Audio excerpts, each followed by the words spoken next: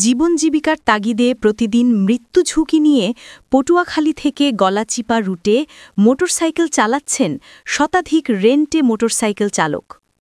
পরিবার পরিজনের মুখে হাসি ফোটাতে জীবনের ঝুঁকি নেওয়াই যেন তাদের নিত্যদিনের বাস্তবতা। গলাচিপা পটুয়াখালী থেকে নাসির উদ্দিনের প্রতিবেদনে দেখুন বিস্তারিত।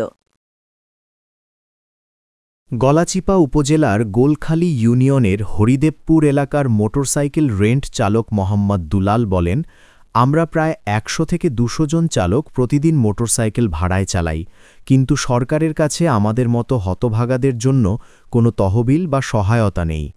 গলাচিপা টিএনও অফিসে জানিয়েছি, আরও অনেক অফিসেও গিয়েছি, কিন্তু কেউ কোনো ব্যবস্থা নেয়নি। তিনি আরও বলেন, আমাদের বাড়িতে বৃদ্ধ বাবা মা, স্ত্রী, ছেলে মেয়ে সবাই আছে। তাদের সংসারের চাহিদা মেটাতে প্রতিদিনই মোটরসাইকেল নিয়ে পটুয়াখালী থেকে গলাচিপা যেতে হয়। রাস্তাঘাটের অবস্থা খুব খারাপ, যে কোনো সময় দুর্ঘটনার আশঙ্কা থাকে। তবু আল্লাহ তাআলা ছাড়া আমাদের পাশে আর কেউ নেই। আমার বাবা আছে, আমার স্ত্রী আছে, 2 বোন আছে আর আমি। আচ্ছা, এই যে আপনার এত কাজ থাকার পরও আপনি এত একটা রিস্কের কাজ, জীবন যুদ্ধের কাজ, এটা বেছে নিলেন কেন? এটা বেছে নেওয়ার কারণ হলো যে পেটের দায়ে সংসার চালাতে হবে। বৃদ্ধ বাবা আছে, 2টা বোন আছে, ঘরে স্ত্রী আছে, তাদেরকে তো খাবার দিতে হবে। তার জন্য এটা বেছে নিয়েছি। জানি এটা খুবই ভয়াবহ কাজ, তারপর এটা বেছে নিতে হয়েছে, কিছু করার নাই তো। পেটের দায়ে? হ্যাঁ, পেটের দায়ে এটা করতে। বাংলাদেশে অনেকেই তো মনে করেন বিভিন্ন ভাতা পায় বা একটা পায়, সুবিধা পায়। আপনারা কি কোনো সুবিধাভোগীর আওতাধীন আছেন কিনা? না, আমাদের এরকম এই যে মোটরসাইকেল আমরা যারা চালাই। কতজন আছে গলাচিপা এই হরিদেবপুরে ইউনিয়নে? গোলখালী ইউনিয়নে প্রায় 350 মোটরসাইকেল আছে। আমরা কেউই এরকম কোনো কিছু পাই না, এবং পাই না। সরকারি আপনার টিওনো বা ডিসি অন্য বড় মহলকে জানাইছেন কিনা, বা তাদের কাছে কোনোদিন গেছিলেন কিনা? এরা বহুবার জানানো হয়েছে, কিন্তু আসলে এভাবে কোনো সরিয়ে আসে না। সরিয়ে আসে না। এই যেমন আমরা এই যে গাড়ি চালাইতেন, আমি সকালবেলা যখন গাড়ি নিয়ে বেরোই, ঘরে ফেরত যাইতে পারবো কিনা এমন কোনো নিশ্চয়তা নাই। তারপরেও আপনি এই কাজটা কিভাবে করেন? ওই যে করতে হয়, পেটের দায়, সংসার চালাইতে হবে। সড়কের ব্যাপারে বলবো, আপনি কি আসলে নিরাপদ সড়ক চাচ্ছেন কিনা? হ্যাঁ, নিরাপদ সড়ক চাচ্ছি। নিরাপদ সড়ক হলে যে দেখা গেছে যেদিকে গাড়ি একদিক দিয়ে যাবে আরেক দিক দিয়ে আসবে, এটা অ্যাক্সিডেন্ট খুব কম হবে। স্থানীয় সূত্রে জানা গেছে, প্রতিদিন শতাধিক মোটরসাইকেল এই রুটে চলাচল করে। ঝুঁকিপূর্ণ রাস্তা, ভাঙা সেতু, কাঁচা ঘাট ও খারাপ আবহাওয়ার কারণে প্রায়ই ছোট বড় দুর্ঘটনা ঘটে। চালকদের অভিযোগ, জ্বালানির দাম বৃদ্ধি ও যাত্রী সংকটে তাদের দৈনিক আয়ও কমে গেছে।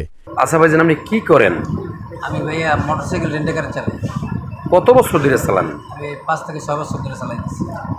আমরা কোথাও কারো কাছে যে কাজ করে খামো সেটাও পারি না, তাই জীবিকা অর্জনের জন্য এই জীবন জীবিকা অর্জনের জন্য আপনি এই কাজটা বেছে নিয়েছেন।